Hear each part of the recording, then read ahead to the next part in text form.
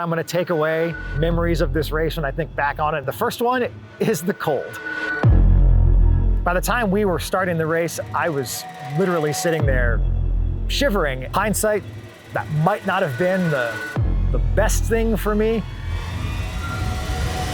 I actually pulled over, got off of my bike, and did fists with my feet, like in Die Hard with John McClane, trying to warm up my feet. And I stopped for 2 minutes, and I'm literally wondering, should I keep going? Should I pull out? Running with numb feet is a totally different experience. It felt like I was running on rocks, and it just felt weird and not a good sensation. I don't know if I can do this, but I was gonna go until I couldn't.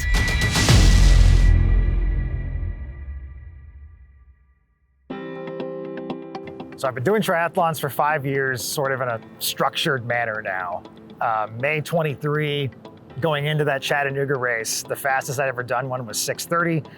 I came out of Chattanooga that year, finishing in 5:24 and going off to Worlds. And since then, I've always been finishing in that like 5 hours and change. I've gotten a little bit faster each race. It's got like 5:24, 5:18, 5:15. My current PR is 5:08. I've been slowly inching closer to sub 5, but also frustratingly been just on the other side. I couldn't resist the urge to go back and extrapolate my bike time and run time and look at like what my average swim time would have been, and I would have gotten it done in Chattanooga. And then we go off to Louisville, and it was the surface of the sun. It's been this long summer trying to get ready for North Carolina, knowing that if I don't get it done here, it's gonna be this monkey hanging out on my back all through the winter into next spring. And man, I didn't really want to do that. Since Louisville, the training plan from Tiffany sure was a ramp up.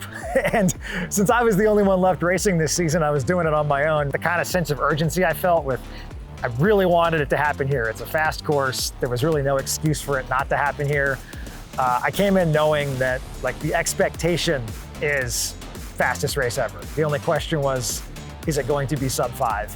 So there was some pressure, there was some urgency, and it certainly helped with keeping me disciplined. It was not the most relaxing race week compared to something like going from Nashville to Chattanooga, where I just throw my stuff in the car, put my bike on my back of my car and drive down.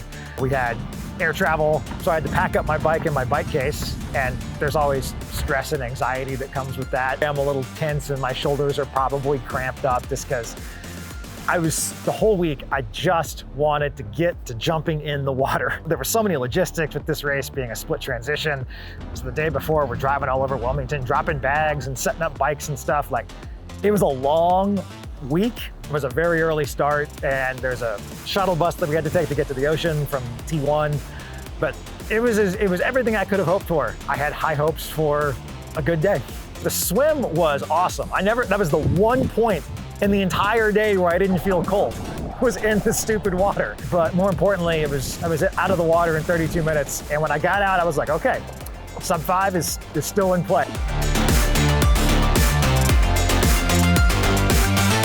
I knew there was gonna be a headwind going out, and there was. There was a tailwind coming back, which was nice.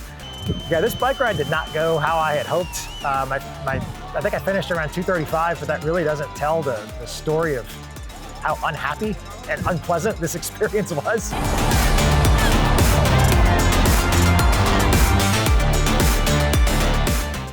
When I got out of the water, got on the bike and started pedaling, I felt fine.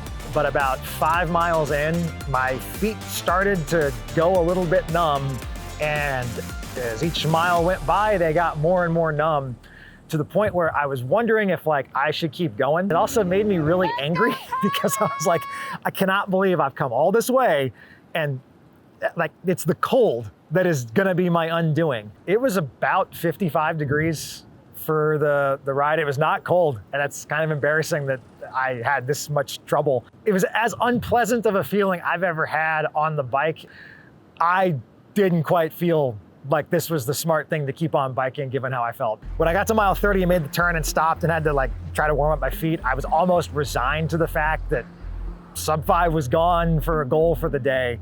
And I was just gonna have to either pull out because I'm too cold or go through a race where I was gonna have a couple hours knowing that it was gonna be a long winter, thinking about how I was gonna finish just on the outside.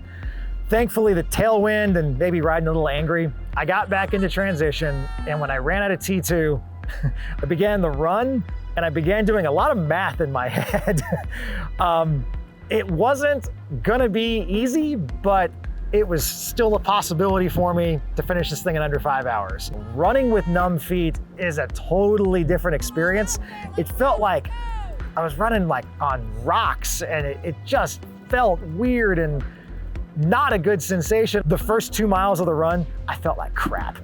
I don't know if I can do this, but I was gonna go until I couldn't and just try to put that self-doubt to the side. When I got to around mile 2, I started doing the math. Okay, I'm at 2 miles in, what pace do I have to run?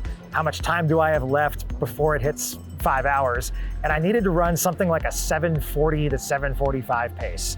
If I could run that, I would get there at like 4:58, 4:59, and that felt intimidating because I've never run a half marathon in a 70.3 at that pace. But hey, off-season awaits on the other side of that, 11 miles, and if I hit a wall, I hit a wall, but I was gonna go down swinging. I never felt confident that I was gonna be able to get it done until really right towards the end.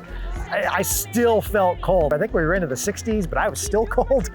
I felt like I could maintain certainly faster than 7:45. I think I had a pace at some point that was closer to 7:15, 7:20, and it was nice to get a little bit of padding. I was checking my pace every quarter mile, every half mile, and then every time I hit a mile sign, I was doing the math again.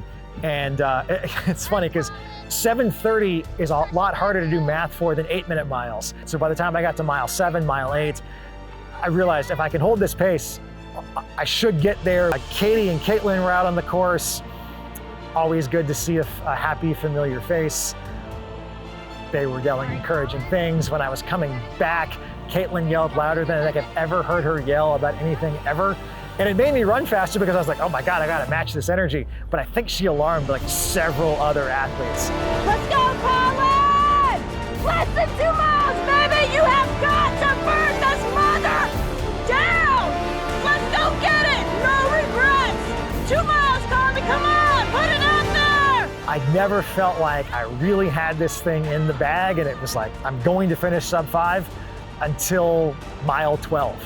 Where I had 10 minutes to run 1.1 miles. And at that point, I'm like, okay, like, you can do this. The final half mile or so is on a boardwalk, and you kind of go through some shop areas. It's a very cool finish to this course. As long as I didn't trip, it was gonna happen. And it was kind of like at the end of a football game, you got the lead and you just have to do one more kneel down. And it's not quite as focused. I don't think my pace changed, but I let my mind wander a little bit. I remember in that final mile as I was approaching the finish line, I was like, I don't feel the slightest lump in my throat right now because I'm trying to run this final mile. But I know the second I stop, I'm going to be a crybaby, blubbering mess. And goodness was I. I'm so glad I was able to be captured in 4K and super high definition. I wanted to cross the finish line and then turn around and actually see it on the board. I saw it up there and it started with a 4, and there was a weight lifted off of my shoulders. It finally happened.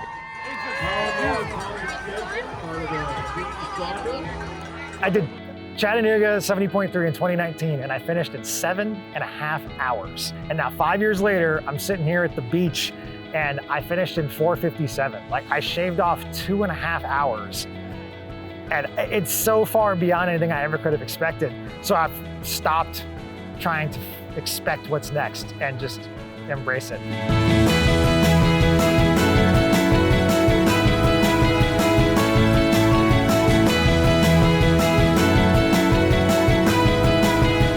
Caitlin was farther down on the run course because she was getting some pictures, and out of nowhere, out of the corner of my eye, somebody in orange is coming my way. I was sitting and she came charging up, and I looked at this last night on my phone and like did the thumb scroll in slow motion, and you could see my face very quickly go from I'm excited to see my teammate to I'm alarmed, I have regrets, and I'm going down. and my whole chair like tipped back, and you could see my arms swing out to grab the table. And only then did I swing back forward, kind of clutch onto the table. Could I then actually give her a hug and like have our moment for finishing the race? But I think that's probably one of my favorite memories of the day, is that Caitlin literally almost tackled me to the asphalt after finishing sub 5. I'm so glad it's on video. To sum up the day in one sentence, even though I think it's a reasonable expectation that I finished sub 5 yesterday, it's still beyond my wildest dreams.